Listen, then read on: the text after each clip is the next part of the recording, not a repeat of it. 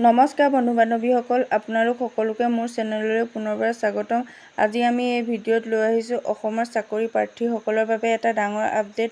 Government of Assam state level recruitment commission অৰ্থাৎ SLRCৰ জৰিয়তে প্ৰকাশ পাব পাৰে প্ৰায় 2 লাখতকৈও অধিক গ্ৰেড 3 এণ্ড গ্ৰেড 4 পদৰ বৃহৎ নিয়োগ প্ৰক্ৰিয়া। এই কথা হিমন্ত বিশ্ব শৰ্মা ছাৰেও হৈ যোৱা কেবিনেট বৈঠকত উল্লেখ কৰিছে। 2 লাখ চাকৰি দিয়াৰ কথা। এই মেগা নিয়োগত শিক্ষা বিভাগ, অসম আৰক্ষী, স্বাস্থ্য বিভাগ, পঞ্চায়ত আৰু গ্ৰাম উন্নয়ন, বন বিভাগ, PWD বিভাগ, কৃষি বিভাগ আদি বহু গুৰুত্বপূৰ্ণ বিভাগত চাকৰি উপলব্ধ হ'ব বুলি উল্লেখ কৰা হৈছে। আৰু চবতকৈ বেছি পদ খালী আছে স্কুল এণ্ড হায়াৰ এডুকেশ্যন বিভাগত। ইয়াত প্ৰায় 65,000 পদ থাকিব পাৰে।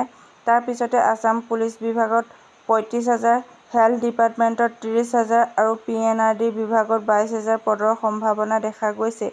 এই নিয়োগত graduate pass, higher secondary pass, HSLC পাছ, আনকি ক্লাছ 8 পাছ সকলেও আবেদন কৰিব পাৰিব। অৰ্থাৎ প্ৰায় সকলো শিক্ষাগত যোগ্যতাৰ শিক্ষাৰ্থীৰ বাবে এইটো হ'ব পাৰে এক সুবৰ্ণ সুযোগ। বয়স সাধাৰণতে 18 বছৰৰ পৰা 40 বছৰৰ ভিতৰত থকা সকলো প্ৰাৰ্থীয়ে আবেদন কৰিব পাৰিব। আৰু এই ৰিলেক্সেশ্যন SC, ST, OBC আৰু PWBD প্ৰাৰ্থীসকলৰ বাবে আছে।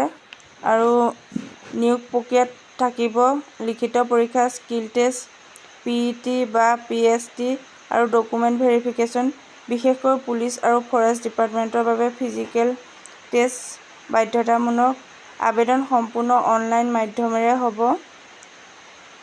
তাৰ বাবে Assam employment exchange registration number থাকিব লাগিব। লগতে valid mobile number, email ID আৰু পাছপ'ৰ্ট চাইজ ফটো প্ৰয়োজন হ'ব অনলাইন কৰোঁতে। এতিয়ালৈকে কেতিয়াৰ পৰা আবেদন কৰিব লাগিব সেইসমূহ উল্লেখ কৰা হোৱা নাই। অফিচিয়েল নটিফিকেশ্যন আহিলেই আমি লগে লগে আপডেট দি দিম। যদি ভিডিঅ'টো চাই ভাল পালে তেনেহ'লে লাইক কৰিব আৰু কিবা যদি সুধিবলগীয়া থাকে কমেণ্ট কৰিব।